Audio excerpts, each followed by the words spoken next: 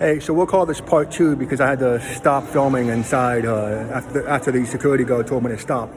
So what I was about to say is that not only is there this tragedy of sameness because the money has always been consolidated in a few hands, whether with the government or an alliance with the government, or whether in the private sector. But especially in Europe, by the way, that used to be the primary way of making money until you came up with corporations, right? The Dutch East India Company, all those corporations were funded in order to bring things back to the royalty and the kingdoms back in Europe. So a country like Spain survived almost entirely at one point on silver from Mexico. So you can see how the origin of the Navy and how things sort of get built on top of these old structures.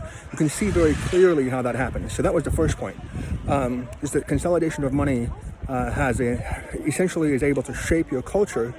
But the second point is that it's also able to shape your understanding of history. Chances are that the people you're seeing are in the top 1%.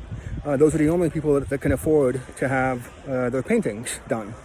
One reason I'm very bored when I come to Europe is because of this dynamic, that you're really only looking at the accomplishments of a few people. And it's not as if any of these people are necessarily any good, or good people, or just people. They just happen to be the ones with the money. And that's why you're able to look at them. So I'm far more interested in paintings that are done, photographs that are done of just ordinary people and ordinary scenes, because you get a better sense of what was actually happening. But if you want to get into my second point, it's that you will never be able to have an understanding of history that is complete, because most historians are also funded by the government, whether it's in a public university, whether it's a think tank. And what do? They come to these museums and they study the past in order to create an understanding of what life used to be like. But because most of these people just were not interested in the poor, their lives were probably quite difficult. Children would oftentimes go to work at the age of 7 or 8. The concept of a childhood is something that is also relatively new. And so the second point is that when you study history, you have to be very careful that you don't come up with an understanding that is not universal. In other words, if you go to Europe and you have an understanding of history that is different from an understanding of history in the Middle East, you probably want to go back and sort of like figure out what was really happening. Where's the gap in your understanding? Because typically, if human nature is the same, which is why we keep making the same mistakes, if you have an entirely different concept of history after visiting Europe than you do after visiting the Middle East, chances are that you're just not able to access enough information to come up with a universal concept. And so history is something that it's very important to understand in a universal concept, and that might be one way that we can stop it from happening over and over again. But as long as we have these little silos where academics and other people with the time are essentially creating a literature and culture that is based on the top 1% historically, we're probably going to have a lot of issues in terms of trying to create a new understanding, a new paradigm that allows us to break free from the past, which is again very, very narrowly understood. And so we talked about consolidation of power. We talked about what happens when that power consolidates, especially in one entity. You can also figure out that it's not just corruption that becomes a problem, but also just the idea of understanding the past in an honest way becomes difficult. And so you really, if you look at the greatest works out of Europe in modern history, they're not the ones that are funded by the establishment. It's Václav Havel, founded Czechoslovakia.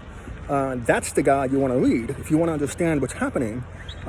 It's the dissidents that you want to look at. It's the ones that are counterculture.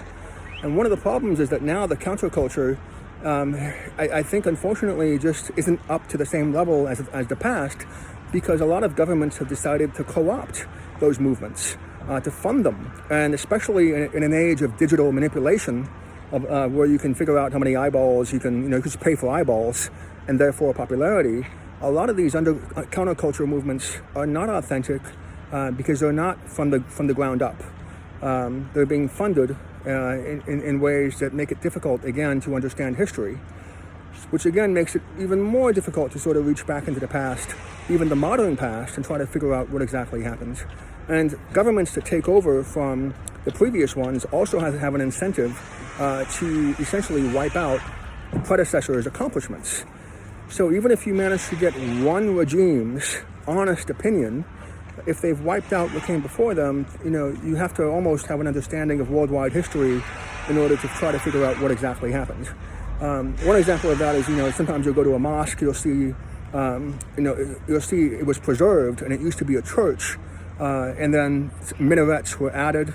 The domes on the inside is completely different, but the structure itself was preserved. And you can also go back and reverse engineer the level of tolerance of that particular regime or kingdom or whatever you want to call it.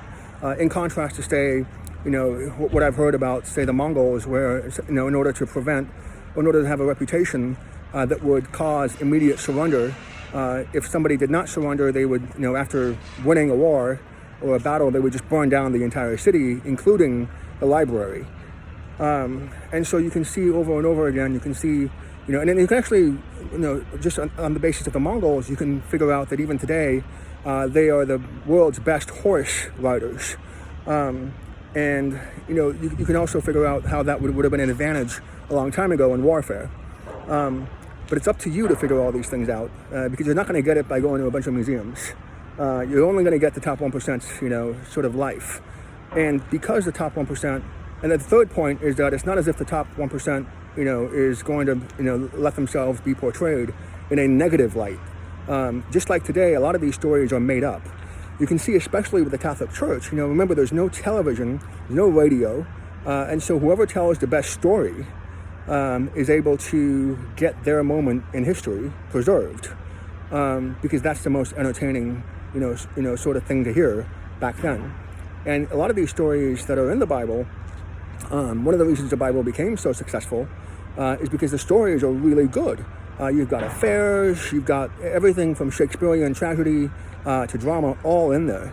And so you can see that if you don't have a lot of other options, you can see how the gift of imagination would allow you to tell stories that would then lead people to an understanding of morality at the time. You can see how that would happen. But you can also see that even if you're able to get an honest assessment of whatever you're looking at that's right in front of you, it's typical.